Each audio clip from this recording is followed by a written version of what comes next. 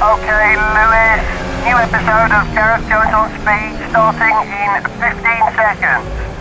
14, 13, 12, 11, 10, 9, 8, 7, 6, 5, 4, 3...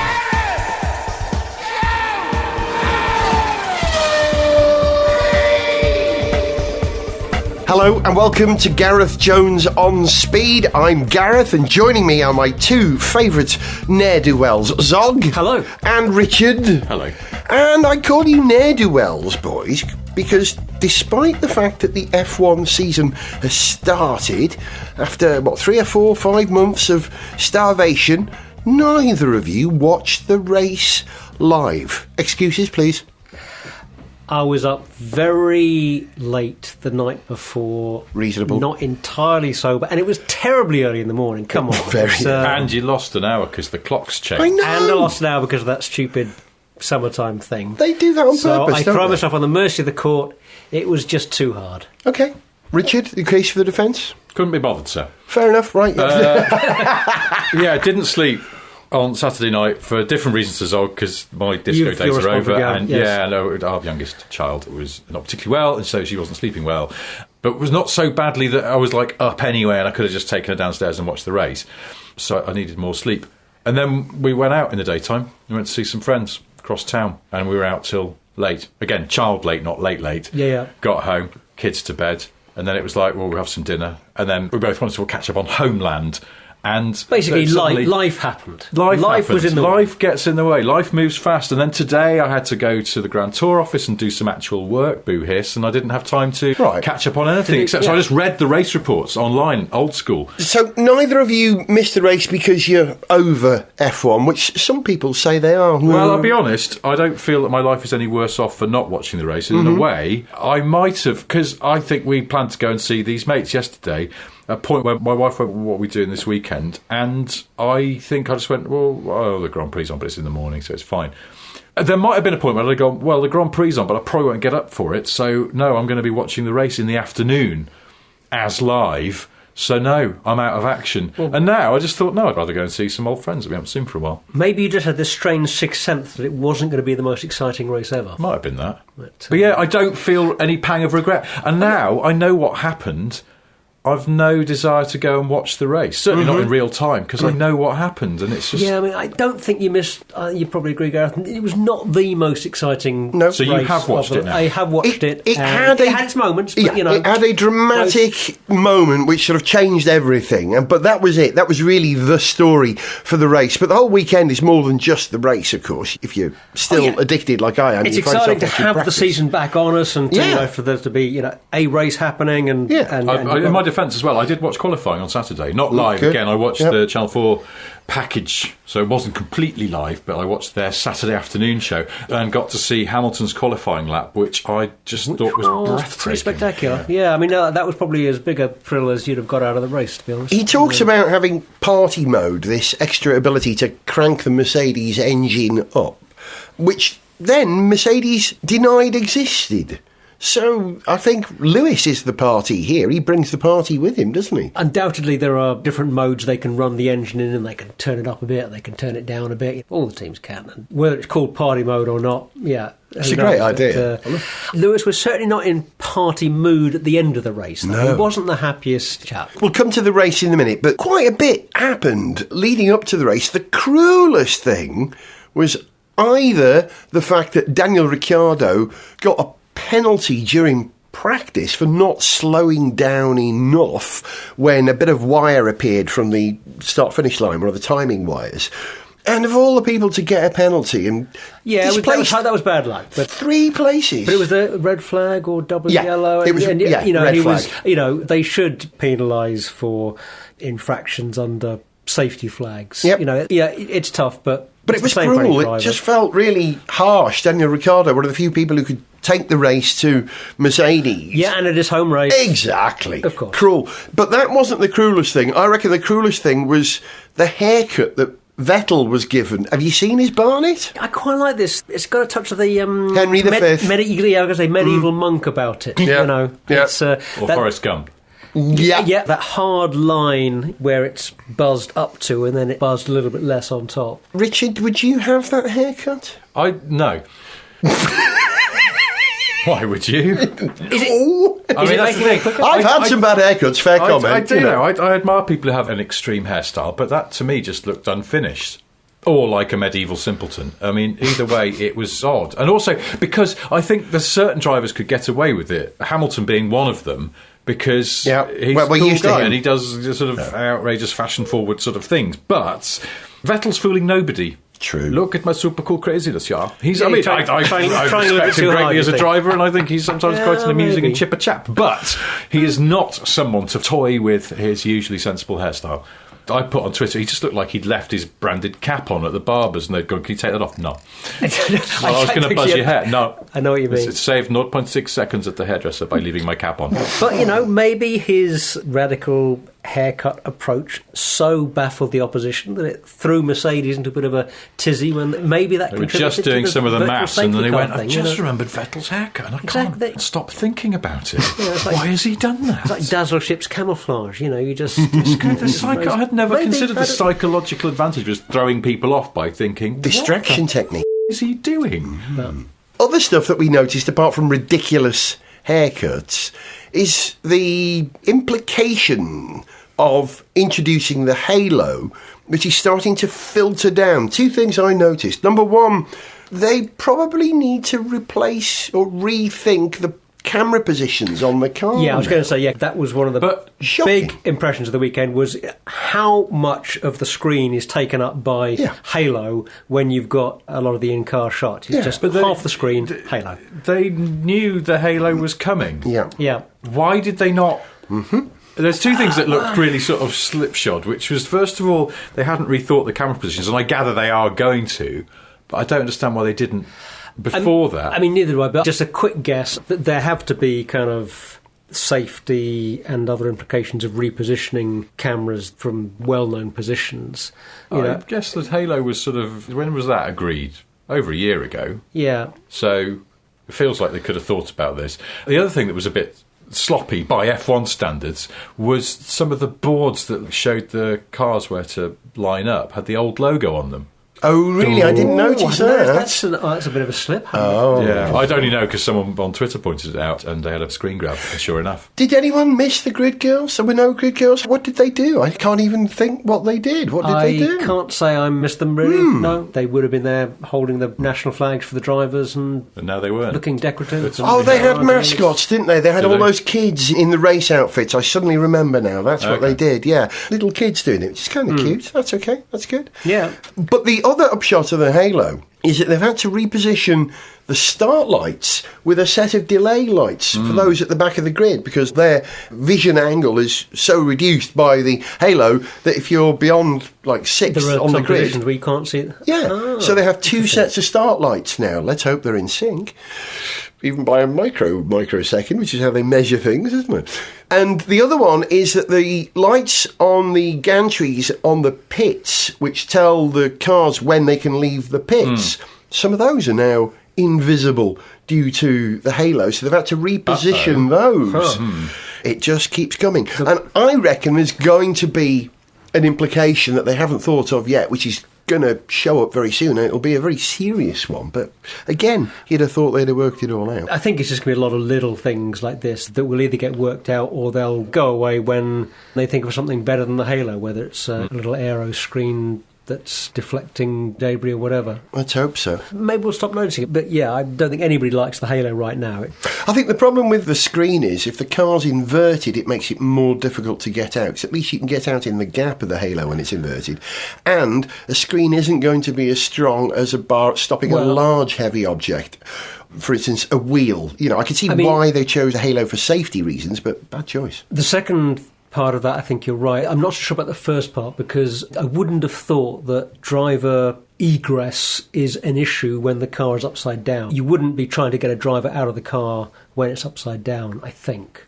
You'd leave the driver in, reset the car. Good question. Maybe not. They do climb out sometimes. They do. The cars don't end up fully upside down very often. If they do, it's in gravel. And you've got a load of problems getting out there anyway. You've got a mouthful of gravel. So, yeah, I'm not sure about that. They tend to sort of end up on their side or back on their wheels. Don't they? I don't know. I mean, there's problems whichever way you do it. And I just thought that Halo, actually, where the cars are moving and the stuff I saw, some angles you kind of tune it out and then it suddenly comes roaring back again. You go, oh. It's at its worst from the point of view on board than it is from the exterior. If you're low, if you're at head height, it's okay. But above it, it's very damaging. As Richard said, when the car's moving, as long as you're not in a slightly awkward angle, you do get that thing where, because essentially the relative positions of the hardware that's in the way and the helmet are changing, you just get a better impression of who's in the car and what they're doing. You know what they should do, though? They should paint the halos in the colours of the helmets of the driver now. Yes, to help you identify.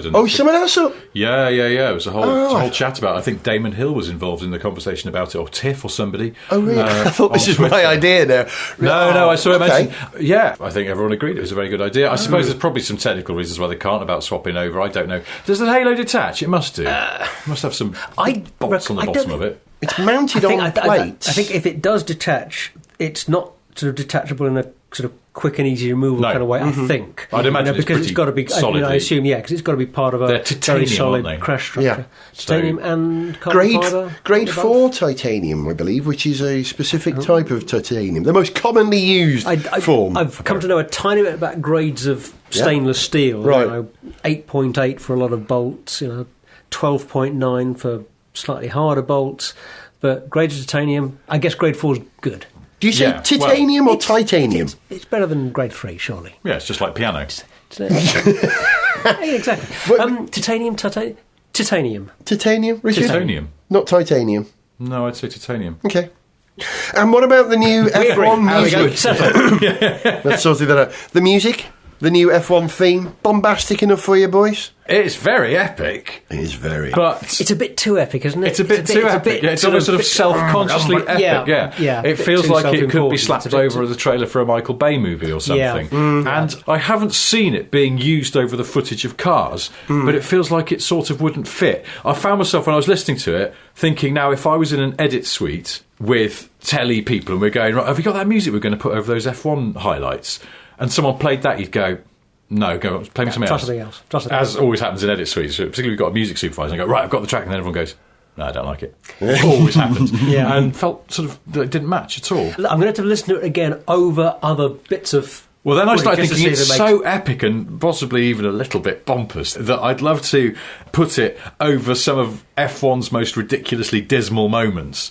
Taki Inui comes to mind. Well, I mean, that would be Taki Inui in slow motion rolling over the bonnet of that Tarcher. Nice. Would be amazing. But yeah, just some really sort of daft, crappy bits of F1 and see if either the music ennobled it or if it exposed the music as being absurd in itself. It's a good test. Nice. The music works all right with the montage that they use in the build-up to the start of the event. I think that's okay, but...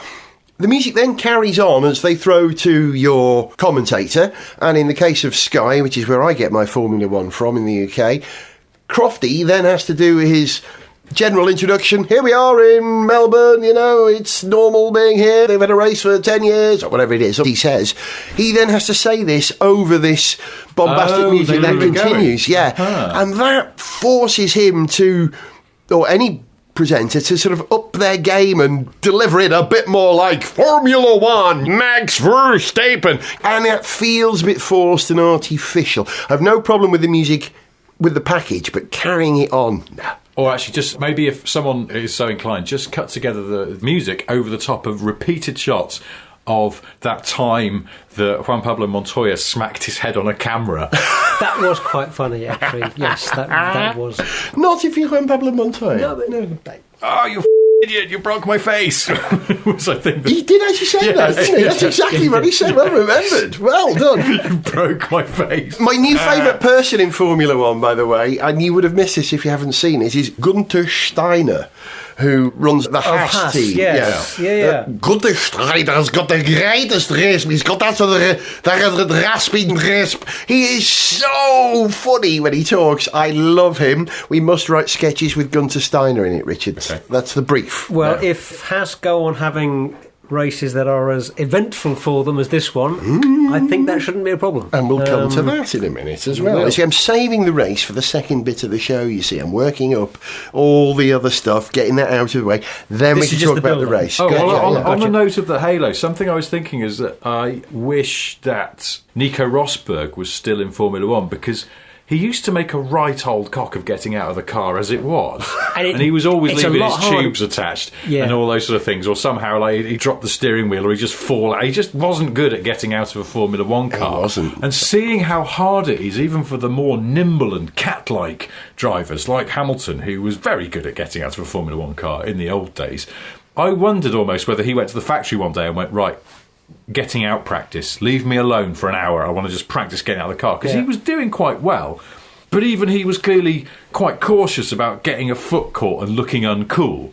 And That's a I good- think yeah, that's a good Rosberg spot. would have had he'd an have absolute ballsed it up he'd every still time. be there. His cuff would be stuck on the halo, and he's go, guys, no, He's stuck on no, here. guys, no, my whole race suit's come off now. I'm just standing here in my Nomex pants. He'd try and get out rather than over the halo, in the gap between the Slither halo out like and a international snake. and he'd get most of his thin body through because he's quite slim, but his helmet would get caught, wouldn't he? And then maybe one of his expensive watches. Yeah, he's left the bloody watch on in the car and Yeah. it's got snagged on some part Yeah, of the well, halo. some of those things And are it's snapped enormous. off a bit of titanium. Yeah. Your Titanium. wish may be granted because Nico has just joined Sky as an occasional So I hear, reporter. yes. They give him all the really cacky jobs that they used to give to like Lee Mackenzie or whatever, where he's got to go to like a really rainy Thruxton And interview to meet somebody the that guy really who doesn't used want to, to be used to interviewed. kart with Lewis Hamilton, and it's drizzling like anything. Do you know what, Richard? Your wish is my command. I'm not wishing this on him. I'm just saying it'd be quite good if they give him the really sort of junior reporter. Well, jobs, we've but- got a hotline, of course, to Ted Kravitz. I'm going to suggest to Ted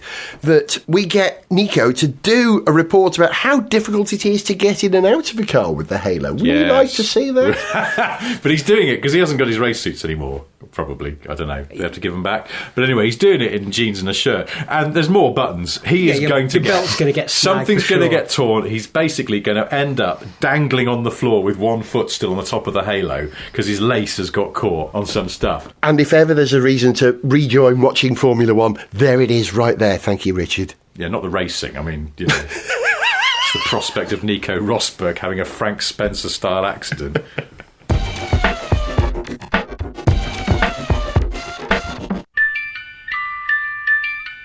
And now, children's story time with Gunther Steiner. Greetings, children. Are you ready? Right. Robin the Rabbit ran round the Raggedy Rock, racing Ronnie the Rat from Reading in his Toro Rosso recycled rocket. Why are you rocking with riotous rowdiness? Don't be ungrateful, unruly ruffians. Ring pieces. Step Petrol with Gareth Jones on speed! F1's back, and we've managed to talk about it for nigh on 20 minutes already without even getting to the race. And we're still not quite at the race because we have to mention what happened in qualifying, and that's poor old Valtteri Bottas making a mistake. Sorry, I'll come down an octave. Making a mistake. I'm a bit surprised at that. Did you see this? You watched Yeah. qualifying? He just Val doesn't normally do that sort of thing. He just overcooked it, didn't he? And kept his foot in, and consequently meant that the team had to rebuild his car, compromising his position and probably making sure he ain't going to win the World Championship. Because if you're going to win the World Championship, you've got to have scored points in every race, haven't you now? Yeah, well, he just made one of those little errors that on an unforgiving bit of track as he was on there. No hiding place in Formula One, that's is what's there? going to happen. Well, there is behind the halo, but apart from that, yes, there's no.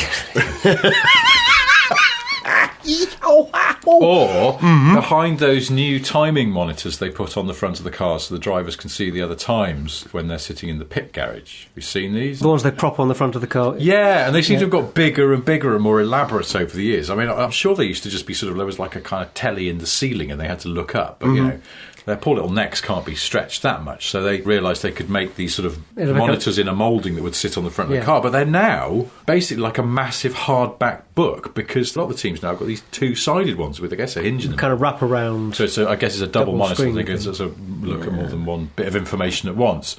And they're freaking massive, and that means you actually can't see anything of the driver or most of the car behind this sort of huge butterfly thing sitting on the front. The teams never want you to see the cars properly, and the drivers are quite happy to hide away. Usually. Exactly. Maybe they might just be watching The Simpsons or something, who knows? Boys, I've just had a genius idea. You know this Land Rover tech, the invisible bonnet? You know about this, Richard? Do you know about this, Zog? No, what's... Rather cleverly, Land Rover propose a system whereby you have cameras somewhere on the front of the car and a projector which projects the image of what's underneath the car on top of your bonnet. Yeah. So it's essentially kind of doing a thing where it recreates what you would see if you could see through the bonnet. A cloaking device. So it's meant for off-roading, obviously. It's like, you can see if there's a massive tree route that you've got to... Yeah, it's the kind of thing that some military pilots are used to having with their head-up displays, which the head-up display will recreate in 3D some of the scenery, some of the landscape, some of the terrain, and some of the threats or things they should be aware of. I was told this week about some of that sort of stuff in fighter jets, and they said the system, I guess it's not secret because they're freely available in public domain, that the system between some modern fast jets, the pilots of one can see what the other pilot is seeing. Yeah. That sounds incredibly dangerous. Well, this is the networking of planes and the ability to share data between aircraft or between different actors in a flock. In your armed forces is increasingly important. You know, it's not just about what weapons you've got. It's about how you share information and how, I guess, tactical awareness and how you make elements work together. Taking that idea, which Land Rover have, I mean, there's also a Japanese bloke who's built literally an invisibility cloak, whereby his cloak is effectively an LCD screen, and he's got a camera on his back showing what's behind him. So it's not so much an invisibility cloak as gives the illusion. Really clunky, ridiculous bunch of screens stitched together that is kind of... James Bond had that years ago on his Aston Martin. Looked super... yes. He did. Well, you could do this. The worst Bond film ever, I would say. Which one was that? Was it The World Is Not Enough? Yes, I think it was. Or Tomorrow Never Dies. They're both not much cop, aren't they? Although, at least The World Is Not Enough had Jonathan Pryce. Yeah, indeed. Who's from Holywell. Have I mentioned that ever? It's like me. Yeah. So the idea I've got is to incorporate this into the Halo. So you make the halo invisible. So from your point of view camera, you eliminate what the halo blocks out by having a camera on the front of the halo and project onto the halo what is in front of the thing. And similarly, in reverse, you project onto the halo the image of the helmet of the driver. But you can only make this trick work for one point of view. Yeah. You can't simultaneously project onto your halo an image that's going to make it look... Okay. So you have to do it virtually then, so it won't work if you're at the track, but you could do it on television. Do it in post. There's some fairly hefty motion tracking shizzle going on there. But you would. I did see, you know that nice chap who is the fake Charlie Whiting on Twitter? Yes. And I did see him, I think possibly jokingly saying, why can't they colour the halos in green, like green screen green, chroma key green. Colour separation overlay, if you're using the non-corporate term, the non-branded term. That was Chroma key was a brand, wasn't it? Yeah, and the B-boys used to say CSO. That's right, And he said, well, make them green, and then you could key in. I was going to go now. I'm just going to have to correct you there, Mr. Fake Whiting, because there's lots of reasons why that wouldn't work. You would actually just see a shape of the halo with something else on it. But then I presumed he was joking, and I couldn't be bothered to explain how chroma key works. Unless you have a series of cameras. Well done for not getting into a pointless Twitter spat. You'd need at least 3 cameras, one at the central inside of the halo and 2 at like 60 and 90 degrees. Well, actually, maybe it would work if you had a camera that was offset just a little bit from your, if you like, primary camera position. Yeah. And that offset Was enough. enough. Let's say 6 inches higher, 6 inches lower or something. Yeah. That was getting a sufficiently different point of view that you could just... Calculate. That would fill in the blanks, basically. I think it'd be better if they just tried to make the aero screens work. Yeah. I Probably think right. Anyway, getting rid of it would be... should we talk about this race then? Yeah, what happened? Well, race? first... Come down another octave. First of all, Kimi was ahead of Vettel, which was rather surprising, wasn't it? I mean, well done, Kimi. Everyone thinks Kimi's in his last season, but they're still fighting the old drunkard, isn't they? Pleasant surprise. Yeah, no, when he's on his day, he's terrific. He just doesn't bring that form often enough. The Renaults were ahead of the McLarens for the opening laps, which must make McLaren a little bit miffed, really, considering, because they've got to have a better chassis than the Enstone people, haven't they? Have they? That's a good question. I love your quizzical eyebrow with that, have they? I merely ask the question, have they? Who knows? Yeah. All we can go by is how quick the cars are, and on the evidence of this, they don't necessarily have a better chassis. But they also have less experience of working with Renault engines and integrating the Renault engine into their whole package. Yeah. The instructions are all in French, aren't they? Yeah. They've got Eric Boulier, they're fine. You keep getting that thing. Yeah, I know, but They have to keep calling Eric. Eric, no one stop can what you're understand doing. what he's saying in English, so that's the problem. He's naturally subtitled, isn't he? He should have a blue screen T-shirt with his own subtitles. Again, we're back to chroma key, but that's the problem. He's incomprehensible. The instructions are in French. It's like when you buy something and it's not got one of those multilingual manuals. You're having to go online and go, what? Racapersement? What does that mean? So that's their problem. Talking about internationalism, Kimi is unique, I believe, in Formula One at the moment, in that he is the only Formula One driver who isn't British, who is known by his first name.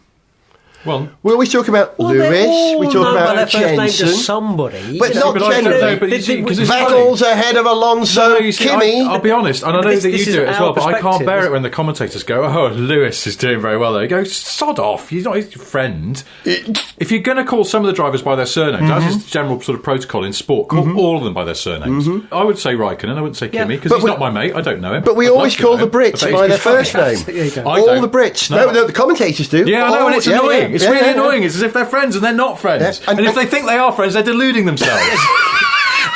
And here we are discovering why none of us are commentators.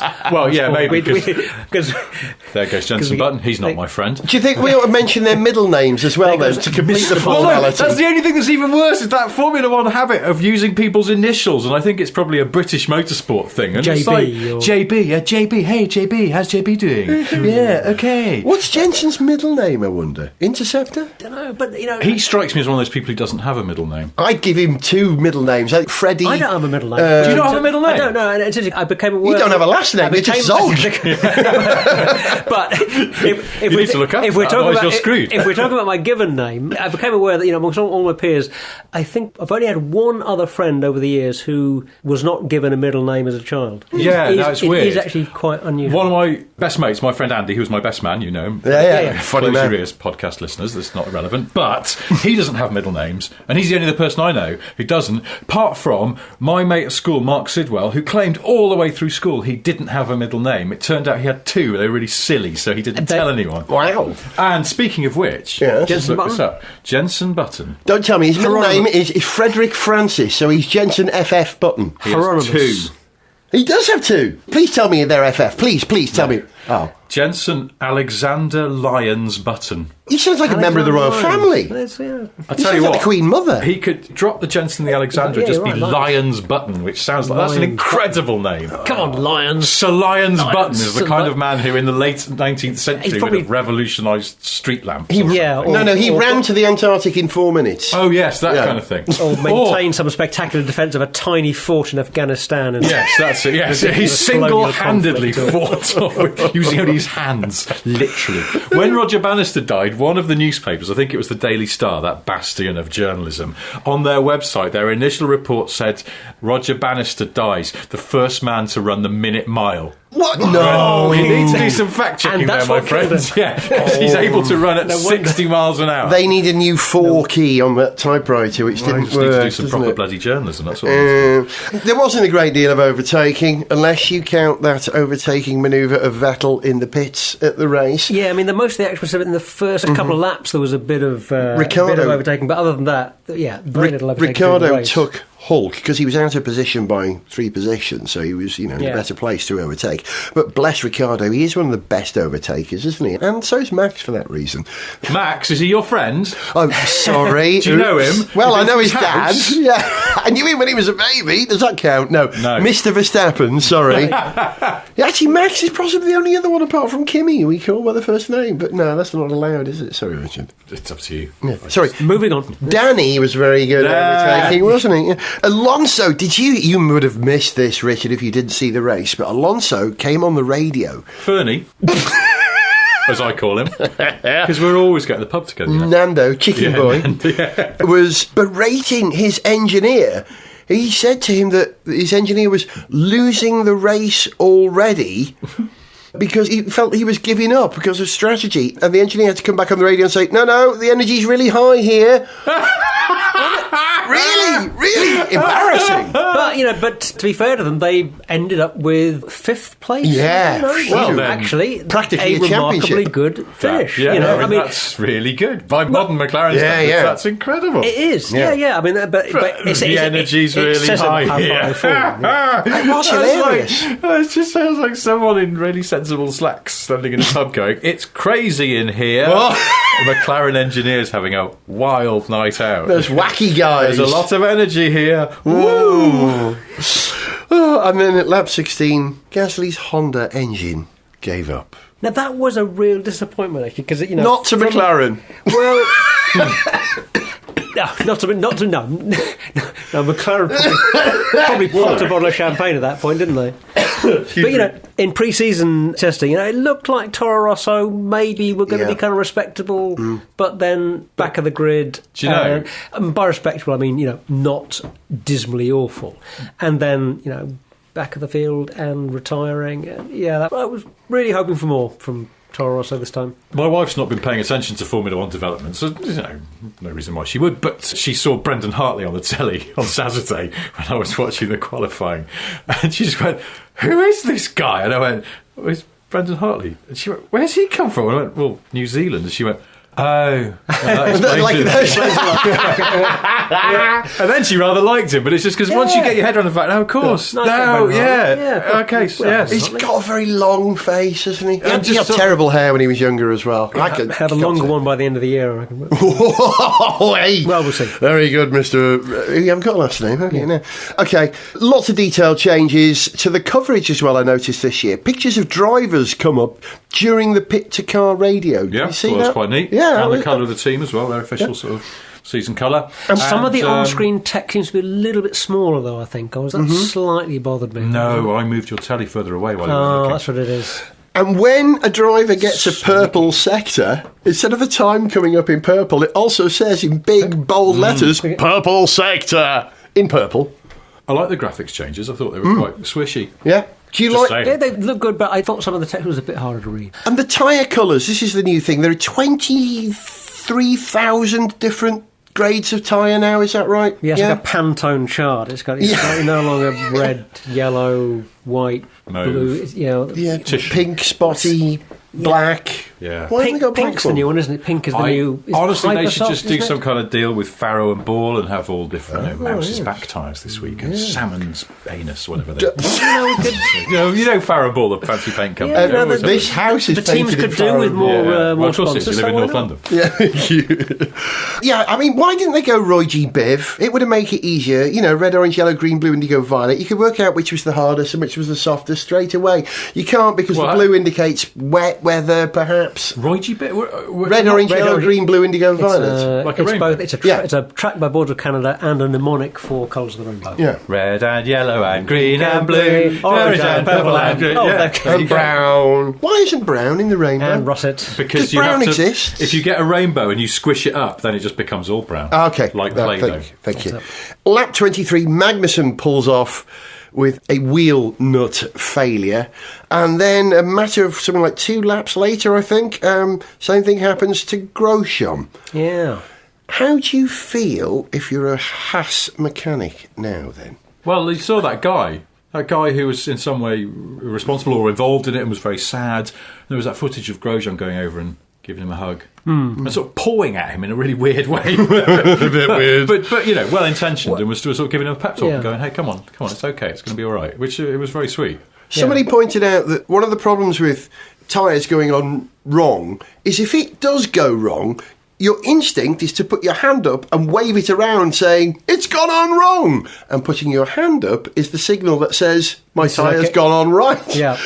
Which is one of the reasons why you need to practice pit stops. Mm-hmm. You know, you need to really, really drill and practice your pit stop routines and have procedures for when something goes wrong that are completely clear, and also that you can execute very quickly and cleanly. And I believe one of the things that the team said in the post-mortem after the race was that they felt they needed to do a lot more work on their pit stops. They just hadn't practiced that stuff enough. And, quite right. He was saying, it wasn't somebody's fault. We as a team didn't practice this stuff enough. Mm-hmm. Poor Haas, because they've possibly got the 4th quickest team at the moment. They would have done really, really well. Yeah, they'd have had a good haul of points, and they're probably not going to develop their car quite as well through the year as some of the other teams that are on a par with them or sort of snapping at their heels will do. So, this is almost certainly one of their best, if not the best, chance to score some good points this year. They're almost like a virtual team, Haas, aren't they? Because, Mercedes have got something like 79 million people working in their base in the UK, whereas Haas, I think they've only got 5 people that assemble the flat black stuff. And 2 of those are the drivers, and then pay the drivers' wages and go home early on Thursday afternoon. So you're right, they're not going to be able to develop it. They're going to rely on outsourcing. I don't know, Ferrari, Dallara, whoever it is, does that for them. Well, isn't it that Haas design and Dallara build it? That's how it is, isn't it? Yeah, well, Haas commission it, say, build me a car, and Dallara go, well, it should be like this, I think. I don't know. And ultimately, the way that it all played out, because of that Haas incident, the virtual safety car virtually came out. And this is what I don't understand. And more than virtually, screwed the race up for for Hamilton, Richard, and for Mercedes. Yeah, that's okay, because I know you go canal boating with him every year. So. Yeah, there you go. We're really good friends. They do need to change that. They need to look at those virtual safety car rules, don't they? Because it cannot be right that it didn't neutralise the conditions. Well, exactly. Yeah. In fact, it did the reverse. And Vettel wasn't the only driver that did this. Mm-hmm. It made it possible for a driver to duck into the pit lane, and by going through the pit lane and coming out again quicker than it would have been to be on the track under the virtual safety car conditions, to do that same bit of track under the virtual safety car, to gain a place. Yeah, that can't be right. And sure, it's the same for everybody in that you're all working under the same rules, but depending on where you are on track and when it happens and where you are relative to your planned pit stops, it can make a huge difference. I like the way that Lewis Carl, I believe is his middle name, Hampleton, which I think is the correct way to pronounce his last name, sat in the car at the end of the race when they got to the garage of disappointment. Mm-hmm. He sat in the car for ages and he gathered himself. And when he came out, he was glum, but he wasn't as glum as we were expecting him to be. And I think that shows a bit of learning, a bit of depth. He managed to say, well, we had the quickest car, we could and should have won this, and that's okay. I'm not going to get hung up on what went wrong. I'm going to take the positives. He genuinely did. That's a good sporting attitude, isn't it? That'll win him the championship, won't it, boys? Yeah, well, he's got the car to do it. He's got the talent to do it. And, it shows a bit more maturity that he didn't get too unhappy, too miserable, and overreact to it in a way that, he might have done on another day in the past, maybe. So, who do you reckon is going to win, Richard? Lewis Hamilton. Yeah? Yeah. Definitely. Not Sergei Sirotkin then, or Sergei. Stroll. Good old Sergei. Yeah, we play badminton every week. Serge, as I call him. Yeah. You've been listening to Mr. Porter. Goodbye. To Zog. Goodbye. Is that your first name and your last name, Zog? You like Lulu? It's like New York. So great the name is twice. There you go. And I was Gareth. We're going to leave you with the annual tune that we do at the start of the F1 season. Here's F1's Back 2018. See ya.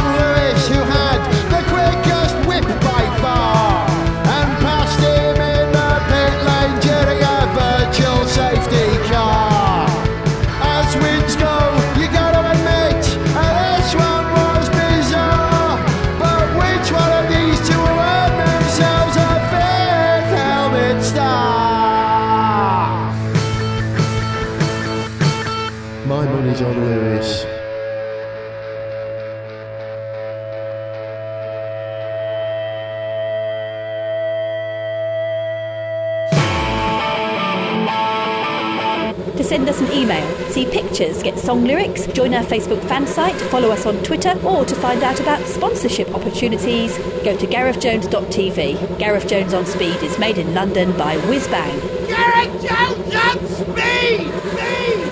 Speed!